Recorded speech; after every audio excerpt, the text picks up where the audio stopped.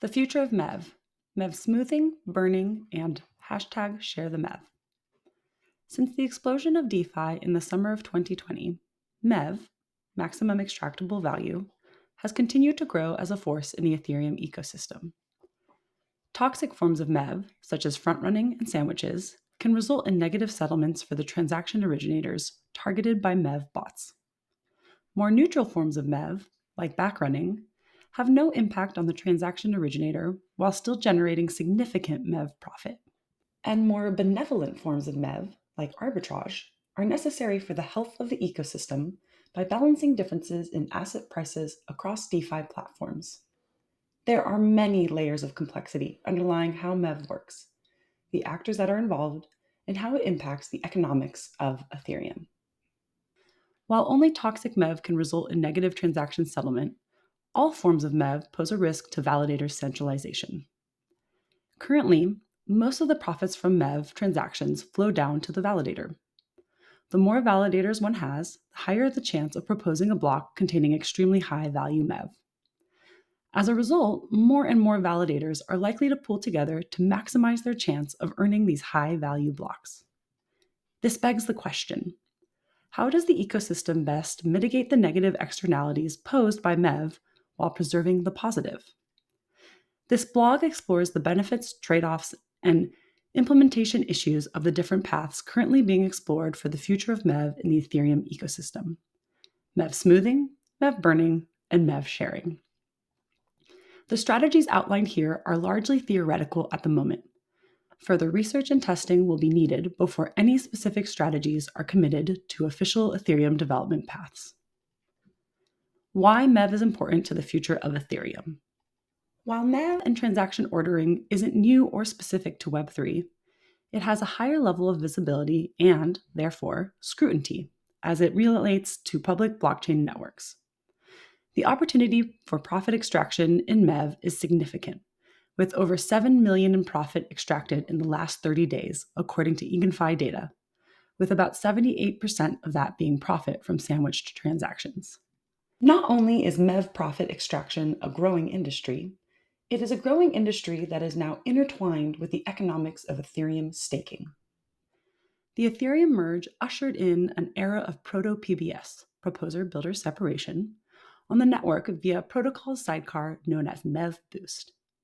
This allows network validators to outsource block production to specialists known as block builders. Blocks sourced via MEV Boost are extremely lucrative to validators. Based on medium historic reward data, validator block rewards without MEV Boost rewards total roughly 0.024 ETH. On the other hand, blocks with MEV Boost rewards total roughly 0.064 ETH, a 2.6x increase. Since a single validator proposes roughly 5 blocks per year, this can significantly improve the ROI for an individual validator. With the clear economic incentive of improved rewards, validators have adopted MEV Boost en masse. MEV Boost is responsible for roughly 90% of blocks on any given day. But while the improved ROI for validation incentivizes the network actors that secure Ethereum, there are externalities to the current MEV lifecycle. There are a variety of methods being proposed to tackle this goal. Currently, discussions within the Ethereum development community center around options regarding the burning, smoothing, or sharing of MEV. They all involve novel designs that eliminate the variability in block rewards caused by the inclusion of MEV. Doing so would lead to more equitable block rewards, reducing the potential for validator centralization. What will happen to MEV rewards in the future? TLDR. There are currently 3 main paths being explored for the future of MEV on Ethereum: burning, smoothing, and sharing. Burning and smoothing target the centralizing potential MEV can have on validators by either removing the economic incentives of MEV for validators altogether, burning, or by distributing the value of MEV evenly throughout the pool of active validators, smoothing, rather than to the single current proposing validator. MEV sharing, on the other hand, targets the redistribution of MEV back to transaction originators, rather than being burned or flowing downhill to validators. MEV sharing is also the only current solution to tackle the negative externalities of toxic forms of MEV, such as sandwiches through order flow auctions, or OFAs. MEV burning. The idea behind MEV burning is straightforward. Instead of having to deal with certain centralized actors reaping the outsized rewards from MEV, the network would put in place mechanisms to burn the MEV that would otherwise be collected. The idea was originally proposed by Ethereum researcher Domothy on the ETH Research Forum. This proposal recommends implementing an auction for the, quote, right to build a block, end quote, on the network. The auction would happen at the validator level. Instead of a single validator being selected to propose each block for each slot, the current configuration, this proposal would make it so that there are a select few of validators that are all eligible to propose each slot. Which validator completes the task would then be selected based on auctioning off the, quote, right to build a block, end quote. The theory presented in the original post is that each validator that is part of the proposal group will likely be willing to bid up the amount of MEV reward included in the block for the right to propose the next block. This would result in the majority of the MEV being burned and validators only capturing the more consistent consensus and execution rewards for each block. Discussions around MEV burning are still in their early research stages. The conversation has primarily centered around the ETH Research Forum post, and an array of prominent community members have weighed in with their feedback. While the methodology outlined in Domothy's original post may not end up being the preferred method of MEV mitigation, it is worth mentioning that the official visual Ethereum roadmap does mark MEV burn as a goal within the Scourge development path focusing on MEV. Our interpretation, however, is that this directive should be taken as a sign that some sort of, quote, MEV burning, end quote, or a related tactic like MEV smoothing or sharing, should be put in place to mitigate the centralizing effects MEV has on validators. It is likely not an indication that a specific MEV burning proposal is on track to be included within the protocol. Implementing any MEV burning proposal within the protocol itself would likely be a significant lift in terms of development resources. The ETH Research Forum proposal outlines significant changes to both the execution and consensus layers of Ethereum, with arguably the most significant change being an increase of the network slot time from 12 seconds to 16 seconds to allow for the period of bidding on block proposal rights. Testing and implementing changes such as this would likely have to take place over multiple years. While there are no examples of MEV burning in the wild today, the design of current MEV burning proposals is inspired by the burn mechanism found within EIP 1559, where the base fee for transactions is determined by the network and subsequently burned. This should theoretically support ETH's ultrasound money thesis by contributing to the reduction of the overall ETH supply. MEV smoothing. MEV smoothing is another proposed mechanism for mitigating the variability of block rewards that include MEV opportunities. The most popular discussion of this topic can be found on the ETH Research Forum. Author, Ethereum researcher Francesco, describes the proposal as such, quote, smoothing MEV means reducing the variance in the MEV that is captured by each validator, with the ultimate goal of getting the distribution of rewards for each validator to be as close as possible to uniform. A staker would then get a share of rewards proportional to their stake, just like with issuance, end quote. In a longer piece, linked within the post, Francesco reasons that this is necessary to battle centralization, consensus instability, and a weakened overall contribution to security caused by the current unpredictability of MEV rewards. The post argues in favor of a committee-driven approach to MEV smoothing, where the proposers still receive some percentage of MEV rewards, but the rest is distributed amongst a committee of validators. Francesco describes the technical details in this manner. Quote, a validator gets assigned to one committee per epoch and gets 6,250 of the Flashbots bundle's rewards for the corresponding block, if any. The proposed scheme leads to a fairly equitable distribution of rewards, The most unlucky get about 11% less than the luckiest, and most of the mass is concentrated in a much smaller range. End quote. The visuals included in the longer breakdown of this idea make the power of this proposal abundantly clear. Here, you can see the estimated reward percentiles under the current market for validator MEV capture. The luckiest validators in the market outperform the majority of validators, with 70% of all validators earning less than the mean. Under an MEV smoothing structure, the rewards distribution would likely be much more predictable and fairly distributed. Adding MEV smoothing as proposed above would require an update to Ethereum's attestation and fork choice rules. Similar to the timeline for any proposed MEV burning initiatives, enshrining these rule changes within the protocol would likely take years. It is also clear from the current state of discussion and research around the topic that burning versus smoothing is not a clear-cut binary choice. The possibility of having a percentage of MEV burned within a smoothing scheme is also under consideration. Francesco presents this as an option within the original post, but has also made clear that doing so may not be ideal.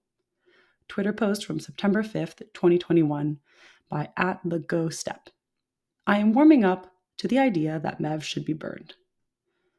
Francesco responding, I am a bit skeptical about burning.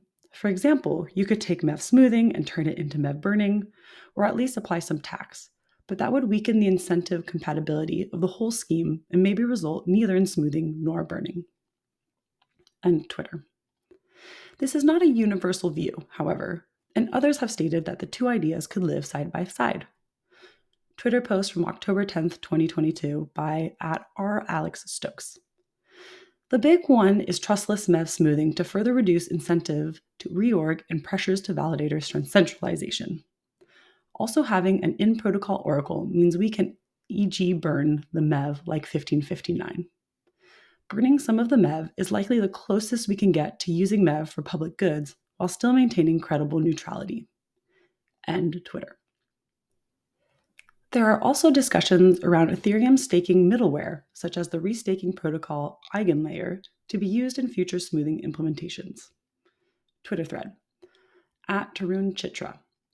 OCAs are definitely hard to avoid unless there are economic incentives, as we mentioned in the paper, see footnote 1. The argument here is just more, quote, assume you have greater than X% of stake in some restaking redistribution layer. Then what happens? End quote. Response from @Sriram Kanan. Stakers restaking with @Eigenlayer could opt into MEV smoothing protocols where they agree to take the highest bid on a public process as proposed by a majority of restakers. If a majority are not malicious, then off-chain deals are not possible. End Twitter thread. While smoothing is not available as an in-protocol Ethereum function, the general principle can be seen in practice via smoothing liquid staking pools. Anyone who participates in Ethereum's largest staking pools, Lido and Coinbase, will have their rewards smoothed so that they receive an average of the rewards made by all validators operated under their respective umbrellas, minus staking operator fees.